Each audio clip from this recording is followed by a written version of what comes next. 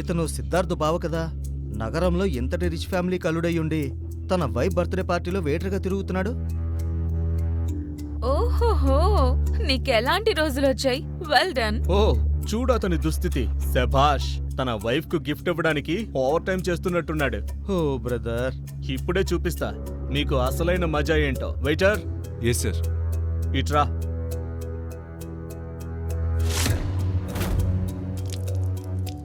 It's dirty. ఏం చూస్తున్నావు? దీన్ని క్లీన్ చేయి. క్లీన్ చేయి. ఇల్లరిక మాలుడు విజయ్ ఏమీ మాట్లాడకుండా సిద్ధార్థ్ షూ క్లీన్ చేయడం మొదలుపెట్టాడు. అక్కడ నిలబడి అందరూ అతన్ని చూసి నవ్వడం మొదలుపెట్టారు. అది చూసి మిథున సిగ్గుతో తలదించుకుంది. సిద్ధార్థ్ షూ క్లీన్ చేసిన తర్వాత విజయ్ మౌనంగా ఇలా అన్నాడు. Done sir. గుడ్. నగరంలోని అత్యంత రిచ్ ఫ్యామిలీకి చెందిన అమ్మాయి మిథున. ఆమె తాతయ్య ఒక రహస్య కారణం చేత ఆమె వివాహాన్ని అత్యంత పేద మరియు ఒక బికారి అయిన విజయ్తో జరిపించారు. మిథున పెళ్లి చేసుకుంది. కానీ అత్తమామల ఇంట్లో ఇలరికం ఉండే విజయ్ గౌరవం ఇంటి పని వాళ్ళకంటే దారుణంగా ఉండేది.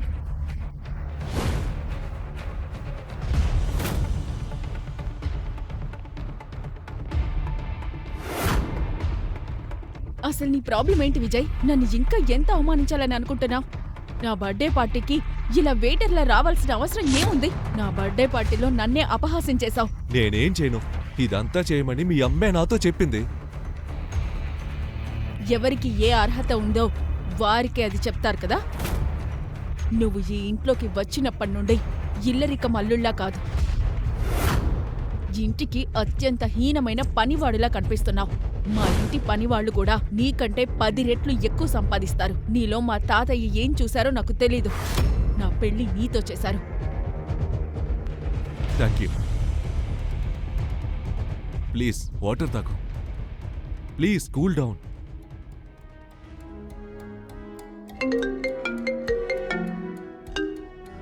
ఇదంతా జరుగుతుండగా విజయ్ ఫోన్కి ఒక కాల్ వచ్చింది. ఈ కష్టాల మధ్య కూడా అతని ముఖంలో ఒక ప్రశాంతత కనిపించింది.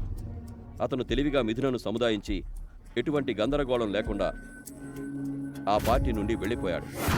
విజయ్ కొత్తగా ప్రవర్తించడం చూసిన మిథున షాక్ అయింది. అతను నేరుగా నైట్ ఇంటికి తిరిగొచ్చి మిథున బెడ్రూమ్లోకి వెళ్ళాడు. నీకు సిగ్గులేదా? నేరుగా రూమ్లోకి వచ్చేస్తావా? You idiot! ఇక్కడ నుండి వెళ్ళిపో. నేను నీ భర్తనే కదా, నాకెందుకు సిగ్గు? అందరికీ డ్రింక్స్ ఇస్తూ నువ్వు కూడా 1-2 తాగావా ఏంటి? చూడు, నీలాంటి ఇడియట్కి నాకు హస్బెండ్ అయ్యే అవకాశం లేదు. నువ్వు ప్రపంచానికి మాత్రమే నా భర్తవి, ఈ రూమ్లో కాదు.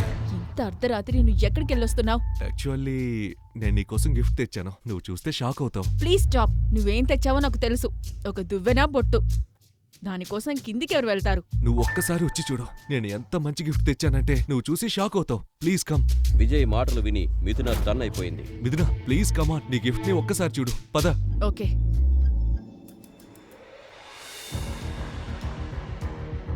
విజయ్ మిథున చేయి పట్టుకొని ఆమెను తన గిఫ్ట్ వైపు తీసుకువెళ్లాడు. మిథున విజయ్ తెచ్చిన గిఫ్ట్ను చూడగానే షాక్ అయిపోయింది. చీకటి వెలుగులో మెరుస్తున్న లగ్జరీ కారును చూసి ఆమె ఒక్క క్షణం తన కళ్ళను నమ్మలేకపోయింది. ఇది ఇంపార్టెంట్ కార్ కదా. ఈ కారు ఇండియాలోనే కొద్దిమంది రిచ్ పర్సన్స్ దగ్గర మాత్రమే ఉందని నేను విన్నాను. దీని కాస్ట్ 50 కోట్లు. నేను నిన్ననే న్యూస్లో విన్నాను. విజయ్, నువ్వు ఎవరినైనా మోసం చేశావా? లేదా మన కంపెనీలో ఫైనాన్షియల్ స్కామ్ చేశావా? నిజం చెప్పు విజయ్. విజయ్ నిజంగా దొంగతనం చేశాడా లేదా నిజం ఇంకేమైనా ఉందా? విజయ్కు ఎవరు కాల్ చేశారు? ఇదే విజయ్ అసలు నిజం. కానీ ప్రస్తుతానికి మిథునకు ఇదంతా చెప్పలేదు. వెల్, యాక్చువల్లీ నేను ఈ కార్ను నా ఫ్రెండ్ నుండి అప్పుగా అడిగాను. ఈరోజు నీ బర్త్డే కదా, నీకోసం ఇదైనా చేయాలని అనిపించింది. నీకు ఓకే అయితే మనమిద్దరం డ్రైవ్కి వెళ్దామా? Driver my foot. నువ్వు ఇంతగా దిగజారావా విజయ్? ఇంతకు ముందు నువ్వు 50 రూపాయలు పెట్టి గిఫ్ట్ తెచ్చినా నీ సొంత డబ్బుతో తెచ్చేవాడివి. ఇంత ఖరీదైన కార్ను నీకెవరు అప్పిస్తారు? ప్లీజ్, నువ్వు ఈ కార్ ఎక్కడి నుంచి తెచ్చావో అక్కడే తిరిగి ఇచ్చేసిరా. ఇదే మిథునను అవమానించడానికి సరైన అవకాశం. ఈ అవకాశాన్ని నేను వదులుకోను. నేను విజయ్ లాగా కాదు. నిజానికి మిథున పెళ్లి జరిగిన కొద్ది రోజులకే ఆమె తాతయ్య చనిపోయారు. ఆ తర్వాత వజ్రపాటి కుటుంబానికి అధిపతి ఆమె బామ్మ గాయత్రీదేవి. బామ్మ విజయను తన వజ్రపాటి కుటుంబానికి ఒక మచ్చగా భావించేది. అతన్ని పెళ్లి చేసుకున్నందుకు మిథునని కూడా చాలా ద్వేషించేది. అందుకే సిద్ధార్థ్, శృతి దాన్ని అడ్వాంటేజ్గా వాడుకోవాలనుకున్నారు. రేపు ఫ్యామిలీ మెంబర్స్ అందరి ముందు మిథున గౌరవం మంటగలిసిపోతుంది. చాలా సరదాగా ఉంటుంది.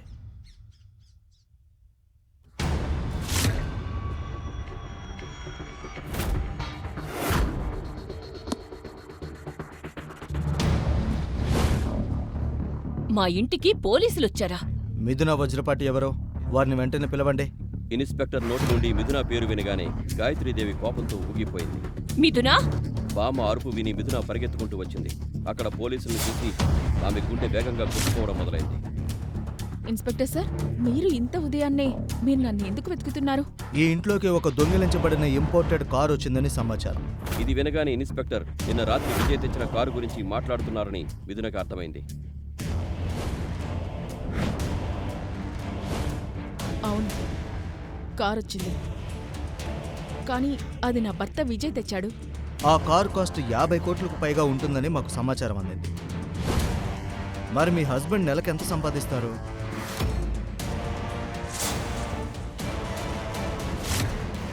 ఆ పనికి మాలిన ఇల్లరికం అల్లుడు దొంగతనం కూడా చేయటం మొదలుపెట్టాడా?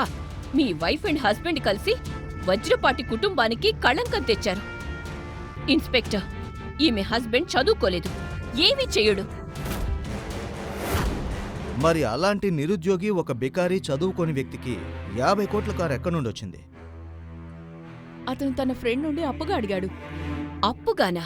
ఆ పనికి మాలిన వాడికి అంత అప్పు ఇచ్చే ఫ్రెండ్ ఎవరు? 50 కోట్ల రూపాయల కారు ఉన్న ఫ్రెండా? ఒకవేళ ఉన్నా కూడా అంత ఖరీదైన కారుని ఎవరు కూడా ఎవరికి అప్పు ఇవ్వగలరు? అయితే 50 కోట్ల రూపాయల కారుని ఒక బికారికి అప్పుగా ఇచ్చిన ఆ రిచ్ పర్సన్ పేరు చెప్పు. నాయనమ్మ మాట వినగానే మిథున కాళ్ల కింద భూమి కంపించినట్లయింది. విజయ్ ఖచ్చితంగా ఏదో తప్పు చేశాడని ఆమెకు అర్థమైంది. మిథున ఈ రోజు వరకు అంత అవమానంగా ఎప్పుడూ ఫీల్ అవ్వలేదు. అతని ఫ్రెండ్ పేరు నాకు తెలియదు. అయితే వెళ్ళి మీ హస్బెండ్ని పిలవండి. వెళ్ళి అతన్ని వెతికి తీసుకురండి.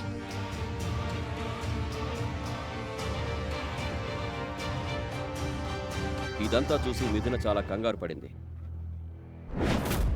ఎక్కడా కనిపించలేదు.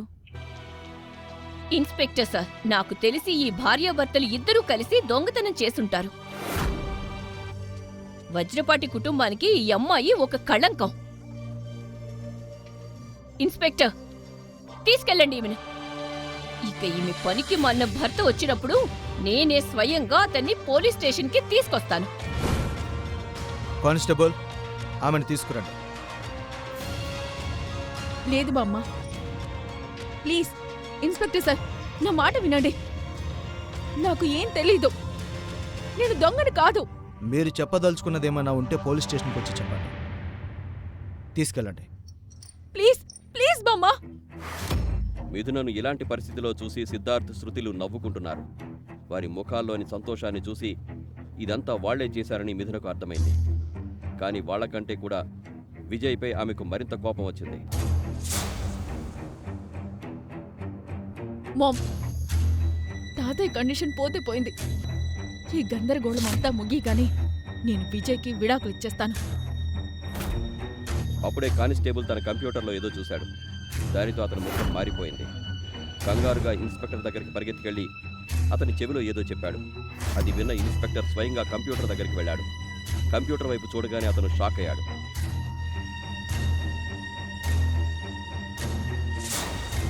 అరే, పని అయిపోయింది. ఇది రాయల్ కుటుంబం కారు. త్వరగా పెద్దసారికి విషయం చెప్పండి. వెళ్ళండి. ఇప్పుడు నువ్వు దేవుణ్ణి ప్రార్థించడం స్టార్ట్ చేయి. శక్తి రాయల్ ఫ్యామిలీకి హైదరాబాద్లో చాలా గౌరవం ఉంది.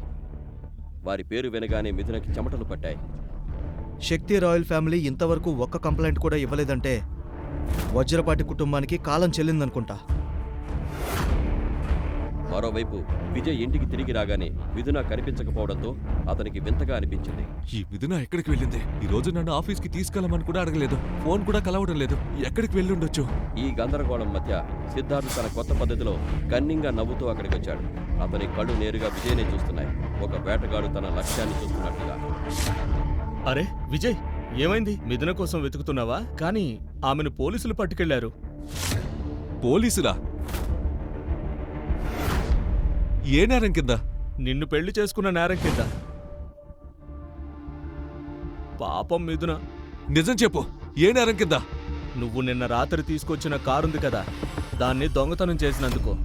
నిన్న రాత్రి నీలాంటి వాడి దగ్గర అంత ఖరీదైన కారు ఎలా వచ్చిందో అని నాకు అనుమానం వచ్చింది. అందుకే నేను వెంటనే పోలీసులకు చెప్పాను. ఉదయం పోలీసులు వచ్చి మిథునను పట్టుకెళ్లారు. బాస్టర్డ్! నువ్వు చేసిందేం బాలేదు. మీరంతా నన్ను చిన్న చూపు చూసినా నేనేం అనలేదు, కానీ నా వైఫ్ జోలికి వస్తే నేను ఊరుకోను. ఇప్పుడు నువ్వు చూడు, వజ్రపాటి ఫ్యామిలీని ఏం చేస్తాను. ఓయ్ దొంగ,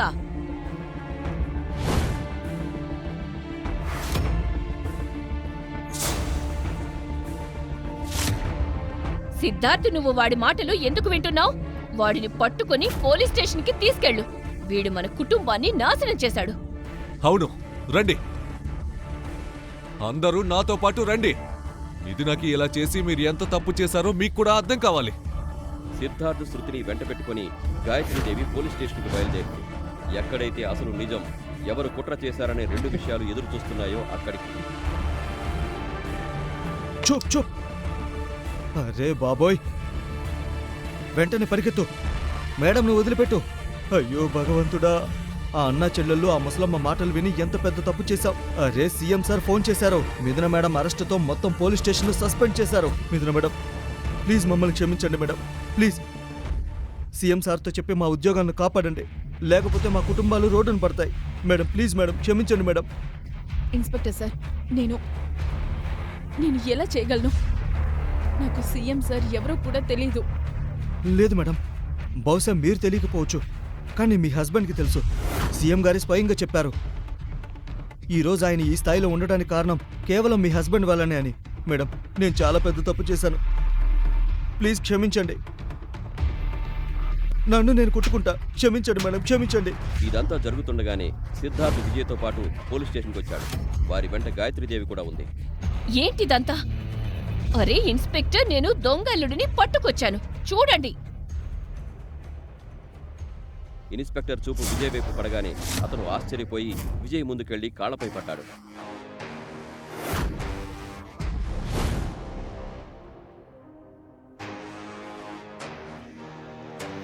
ఓ చిన్నబాబు. ఓ ఇన్స్పెక్టర్, దొంగకు సలాం కొడుతున్నావా? అరే ఆగు ముసలమ్మ. నేను ఒకసారి సీఎం సార్ ఇంట్లో సెక్యూరిటీలో ఉన్నప్పుడు నేను ఈయన్ని చూశాను.